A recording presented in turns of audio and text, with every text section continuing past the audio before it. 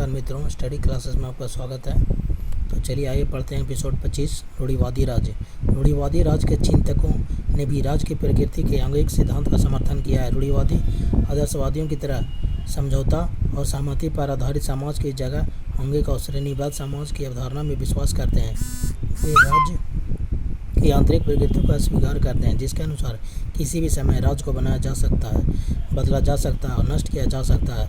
प्रमुख रूढ़िवादी ब्रिटिश चिंतक वर्ग 1729 से 1797 के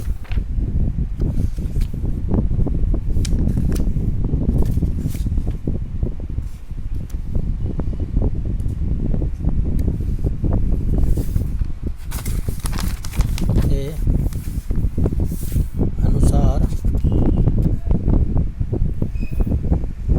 राज्य एक प्राकृतिक संस्था है। इसकी उत्पत्ति समझौते से नहीं अपितु सने से नहीं आंगिक रूप से हुई है। इसकी जड़ सुदूर भूत में गड़ी हुई है और इसकी शाखाएं अनंत भविष्य में फैली हुई है। कई राज के स्वरूप का मार्मिक वर्णन करते हुए लिखा है, राज को काली मिर्च और कहवा वस्त्र या तंबाकू अथवा ऐसे ही अन्य निकृष्ट व्यापार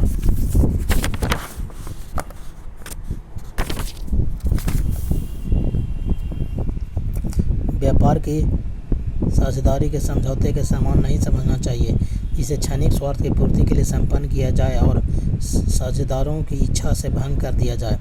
इसे श्रद्धा की दृष्टि से देखना चाहिए, क्योंकि यह क्षणिक तथा नाशवान अश्लील पाशविक जीवन की आवश्यकताओं की पूर्ति के लिए की गई साझेदारी नहीं है। यह समस्त विज्ञान में, समस्त कला में, समस्त सद्गुणों में एवं समस्त पूर्णत्व में एक साझेदारी है, चूँकि ऐसी साझेदारी के उद्देश्यों के कई पीढ़ियों में भी प्राप्त नहीं किया जा सकता।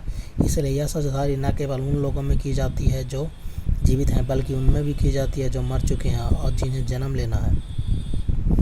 बर्ग की उपयुक्त उक्ति राज्य की उत्पत्ति के समझौतावादी सिद्धांत का खंडन करती है। राज्य के आंगिक स्वरूप पर प्रकाश डालती है। राज्य को रहस्यमय श्रद्धा का पात्र मानकर उसे मनुष्य की इच्छा के स्थान पर ईश्वर की इच्छा का परिणाम मानती है और जन समुदाय को उसके प्रत्येक एवं सभी सदस्यों की तुलना में प्राथमिक देती है। 1960 के दशक में अमेरिका में नव रूढ़िवाद का उदय हुआ। अमेरिका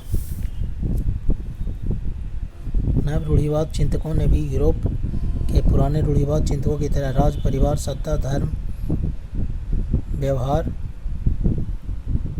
व्यवस्था, ऑर्डर और परंपरा, ट्रेडिशन के महत्व पर जोर दिया है। उनकी मान्यता है कि राज्य और व्यक्ति के बीच जातीय समूह, इथनिक ग्रुप्स, चर्च, श्रमिक संघ, लेबर यूनियंस, विश्वविद्यालय, परिवार और संघ मध्यस्थ संस्थाएं अच्छे और उदार समाज के अभिन्न भाग हैं एवं उनकी अनुपस्थिति अलगाव, आध्यात्मिक रिक्तता तथा सर्वसत्ताधिकारवाद का आविर्भाव हो सकता है। राज्य वर्ग प्रतिनिधि के रूप में राज्य की प्रकृति के संबंध में तीसरा प्रमुख सिद्धांत मार्क्सवादी है। इस सिद्धांत के मुख्य प्रवक्ता मार्क्स, एंजेल्स और लेनिन हैं। मार्क्सवादी राज्य की प्रकृति को जानने के लिए मार्क्स के दो मूलभूत सिद्धांतों की व्याख्या करना आवश्यक है। वे हैं इतिहास की आर्थिक व्याख्या और वर्ग संघर्ष। इतिहास की आर्थिक व्याख्या के अनुसार उत्पादन की पद्धति, मोड ऑफ प्रोडक्शन ही आधार, सोल स्ट्रक्चर ऑफ फाउंडेशन है और कानून, धर्म, नैतिकता, समाज, राजनीति आदि रचनाएं हैं, सुपरस्ट्रक्चर्स हैं। मार्क्स के अनुसार उत्पादन की प्रक्रिया में तीन महत्वपूर्ण वस्तुओं की आवश्यकता होती है। वे हैं श्रम, लेबर, श्रम की वस्तुएं, ऑब्जेक्ट ऑफ लेबर, और श्रम के औजार, इंस्ट्रूमेंट ऑफ लेबर। श्रम की वस्तुओं और श्रम के औजारों के मिले हुए रूप को उत्पादन का साधन, मीन्स ऑफ प्रोडक्शन कहा जाता है। उत्पादन के साधन में श्रम को जोड़ देने से उत्पादन की शक्तियों का निर्माण होता है। उत्पादन की प्रक्रिया के क्रम में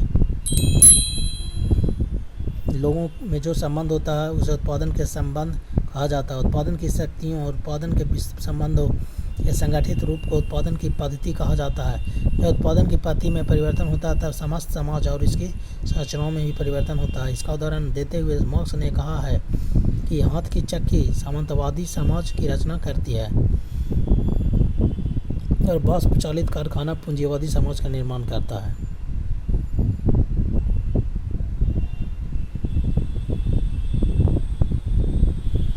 मार्क्स का दूसरा प्रमुख सिद्धांत वर्ग संघर्ष का है। मार्क्स द्वारा प्रतिपादित वर्ग संघर्ष के सिद्धांत को शुम्पीटर ने इतिहास की आर्थिक व्याख्या के सिद्धांत का उपसाध्य कहा है। इस सिद्धांत के अनुसार समाज का जो वर्ग उत्पादन की पद्धति का स्वामी होता है वह दूसरे वर्ग पर आधिपत्य जमा कर उसका शोषण करता है।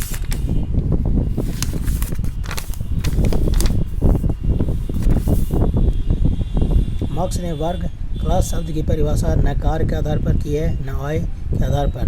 दो व्यक्ति दो भिन्न वर्गों के इसलिए नहीं होते कि ये भिन्न भिन्न कार्य करते हैं, यह उनकी आमदनी में अंतर है। मार्क्स के अनुसार व्यक्ति के वर्ग का निर्णय इस बात से होता है कि उसे संपत्ति है या नहीं, और यदि है तो वह किस प्रकार की संपत्ति है जो उसके पास है। प्लामेनाज ने ठीक ही लिखा है।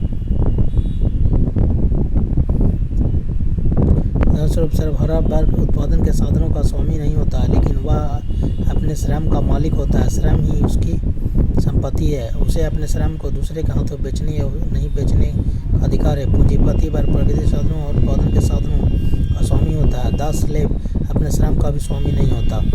दास का स्वामी ही इस बात का निर्णय करता है कि दास कब काम करेगा और कौन काम करेगा। कृषि दास अपने श्रम के कुछ अंश का स्वामी होता है, क्योंकि वह केवल खास समय तक अपने भूस्वामी के लिए कार्य करता है। उसे भू संपत्ति का पर सीमित अधिकार भी होता है। इस तरह प्रकार मार्क्स के अनुसार वर्ग एक सामाजिक ग्रुप या समूह है जिसके सदस्यों का उत्पादन की शक्तियाँ का समान संबंध होता है। मार्क्स और एंजेल्स ने कम्युनिस्ट मैनिफेस्टो में लिखा है, अब तक विद्यमान सभी समाजों का इतिहास वर्ग संघर्ष का इतिहास है।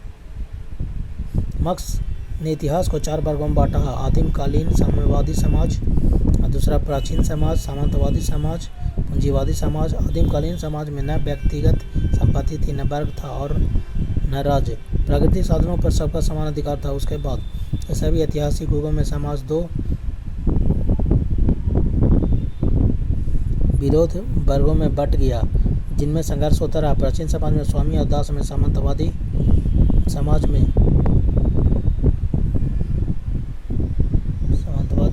सामंतों